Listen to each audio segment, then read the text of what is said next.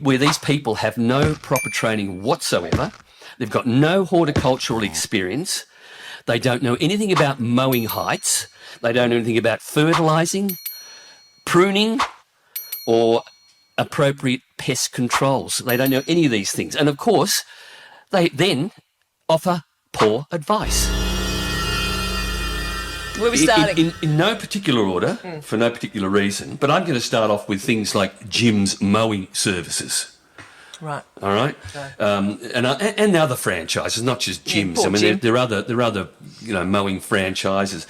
And one of the things that bugs me about this is that you can just go and buy a franchise, pay Jim his exorbitant prices for a mowing round, where these people have no proper training whatsoever. They've got no horticultural experience. They don't know anything about mowing heights. They don't know anything about fertilising, pruning, or appropriate pest controls. They don't know any of these things. And of course, they then offer poor advice to the clients. So I think that this is a real shame. It fills a market because people are so time poor now, and they get I haven't got time to cut the bloody grass. We'll get Jim's mowing in, or get someone in who's never done this sort of work before in their life except their own gardens. They think, I'll do that because mowing's easy. Just go up and down, mowing's up and easy, down. yeah. Oh, that's a real smart thing to do. And I always bang on about mowing. It's a big part of how a place looks. And we're in the middle of winter now, and if you went out to my backyard, my grass is dark green. And even though it's kikuyu, it's a mongrel grass, but it's a dark green. And that's because I know how to look after it. Keith. My experience over the years, I've worked in turf research. I was curator at, Toorak Ladies College for 7 odd years, and then so I've got lots and lots of experience. But these people that mow the grass, I mean, in the middle of winter, for instance, rather than cutting the grass every 2 weeks, they might be saying, oh, gee whiz, I can't go out every 2 weeks because I'm cutting nothing. So in order to get their money, they go out to that grass that's basically dormant and they lower the mowing height. And by lowering the mowing height, they are setting things up for failure when spring comes. Because the lower the grass you have on the top, the less root depth you have below to sustain what's on top. So those roots come towards the surface. Right, so and of course, the first hot day burns the roots. Right. So the grass is dead. Right. Whereas if they were half smart about the way that they control mowing grass, for instance, they would be feeding it on a regular basis. They would be encouraging that growth to come up. And they would have something to cut That's right. on a fortnightly basis, and they would have the client would have a beautiful green, lush lawn. But Jim's mowing, poor Jim. Poor Jim. Jim or whatever franchise would not have the money that they need to keep the business going. So you're saying they're going on a weekly basis, cutting people's lawns? Yeah, or fortnightly. Yeah. Okay. And so then, which is ruining the grass, I understand. Yeah, and they just try to justify Keith, the time they're spending there. So the first thing I want to know is... Take a bit more off. Well, you can only do that so many times during winter before you get down to bare dirt. And then you've got all sorts of, inherent problems. So part of Jim's franchise is that he should train his people. Well, part of it. Yeah, they should be taught. It's not just a matter of buying something and then getting out there and going and doing it. It's more a case of understanding, and it's not difficult to understand these things. I mean, there's with the internet today, there's lots and lots of access to those things. Right. There's Instagrams, there's lots of posts on those sorts of things and how to do things properly. And with Instagram, if you find and follow someone that's passionate about gardening, they're very happy to answer questions. I mean, I get it all the time. And it's a great way of doing it. Okay. All right, All right, Mr. Keith. Okay, Mr. Keith, how are you? Firstly, so what stops me from going to buy a trailer and a bunch of equipment and starting as an independent untrained? So why pick on a franchise? Here at Jim's, they spend a week in training. They're then offered courses, horticultural courses, Certificate 2s, Certificate 3s. They have plenty of advice and support from franchisors, well-trained franchisees, well-trained franchisees that have certificates of qualification. I've got a certificate 3, all sorts of other qualifications. What I like, Keith, I'm not sure about your qualification, grass. It's actually called turf. They mow the grass or the turf, so short that it's on the dirt. It's not dirt, it's soil. So I don't know about your qualifications because your terminology is not fantastic. And I don't understand why your broad-based assumption is that every gyms person or every person buying a franchise has no idea what they're doing. They do. And I say, they have fantastic resources here at gyms, whether it's, again, I'll go through the training for 7 days, the resource of a franchisor, the resource of qualified franchisees willing to help. Yes, you're right, the internet's a wonderful tool to use. Also, all your suppliers. We teach them to use professional suppliers, so proper suppliers for horticultural products, whether that be fertilising, pesticides, herbicides, nurseries, whatever, and then they are full of knowledge to be able to use as well to build your knowledge. No one went out knowing exactly what to do from day one in any trade, okay? But I just don't like your broad-based assumption that every gyms person or every person buying a franchise has no idea what they're doing. Okay, so you worked at Toorak College. Great, fantastic. What'd you do, mow straight lines with a mower and cut a few plants?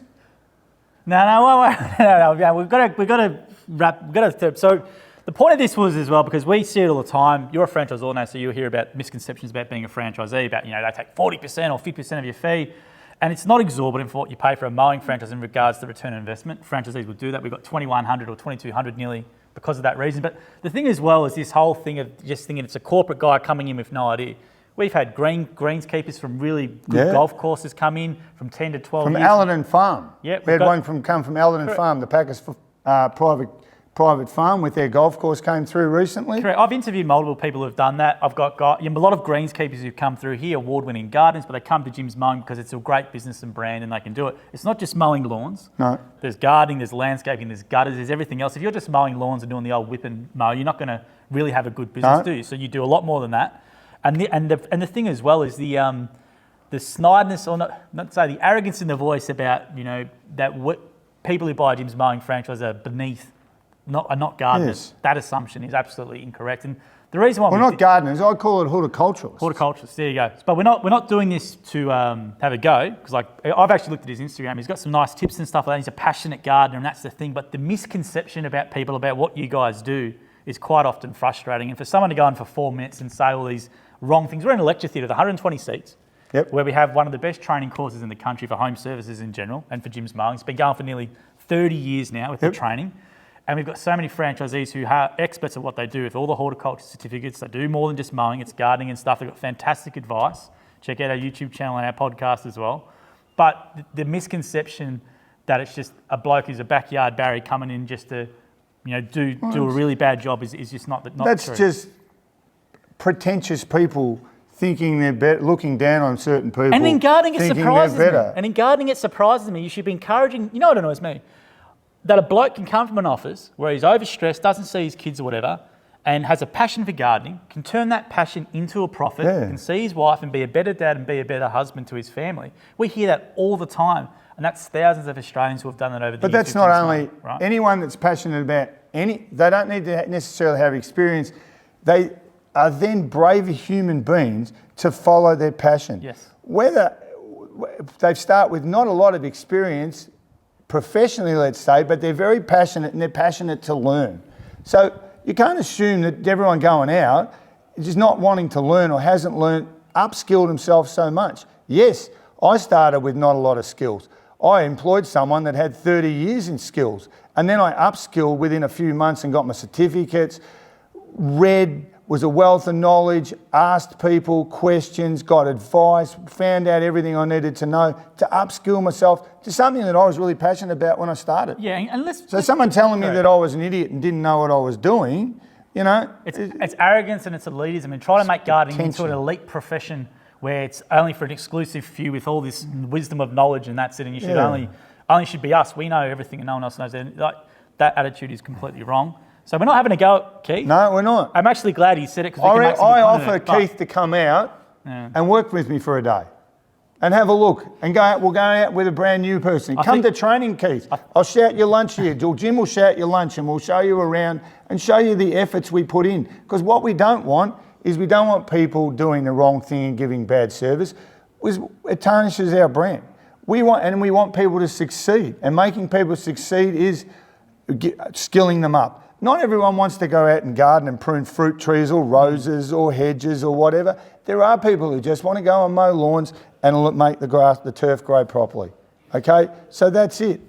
So I'm happy. Come out and have a look at our training, and then we'll sit down, Keith, you and I, and we'll have a chat in the podcast and talk about our training. And we may be working together. Our lives will be happier. But also, look, Joel did make this point that if the people are happy and they've come from stress situations and they're spending more time with their family, so what are they doing wrong? Nothing. Following a passion, and their passion might be to find more time with their family. And they might be upskilling themselves. They mightn't have a lot of training or a lot of experience. But at gyms, we're going to help them all the way.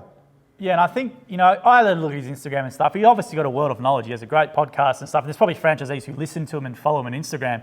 But the elitist attitude and that disdain in the voice and all the wrong stuff that was said about Jim's Mowing, which I think gets tarnishes without people knowing what we actually do, is quite annoying, because we are the biggest and people will take shots all the time, and that's fine, but we're the biggest for a reason. It's not because it's not. You know what I hate about this, Joel? Yeah. That elitism comes from, I worked at Toorak College. And Toorak College is a private school. And what the problem is, people drive past there and see only elite kids go to private schools. We're not talking about Toorak College, we're talking about elitism. So what the problem is they don't realise also inside those schools, Keith, there are people that are mums and dads that work their gutses out, and they might have mowing franchises, they might be independent gardeners. They are working their guts out to give their kids education and spending all their disposable income. And that elitism is exactly what you're talking about here. I find that just shocking, because you're making a broad-based assumption. It's the same as the people that were driving past that school you worked at that had fine families that were working hard to give their kids opportunity. No, look, Seriously. I wouldn't normally do something like this, but I remember the public forwarded it to me, and when I hear misconceptions and them having a crack, I know all you blokes personally, I know you, I know Matt, I know a lot of these franchisees personally, I hear their stories, right? And to try and tarnish everyone as just the bloke who's coming here to rip people off and do a bad job is absolutely wrong. No. And we know that's for a fact. It's terrible. And just to clear it up, the price for the franchise for what you've pulled out is not exorbitant. No, it's not exorbitant at all. Do you think it was a good investment? A good investment? It was a great investment. Mate, look how happy I am. I'm as happy as Larry. Jim's the best thing. Jim's and the Jim's group is one of the best things outside of my family that has happened to me. Yeah, look, and what we're going to do is we're going to drop some links as well into Keith's stuff as well. He's a passionate gardener. He's got a lot of knowledge. So if you want to do some gardening advice, follow him. But when you shoot your shots at Jim's Mowing, make sure you come with proper information, because if you don't, we're going to step up like we have. So thank you very much, John. And we're going to correct those misconceptions. Keith, for the publicity.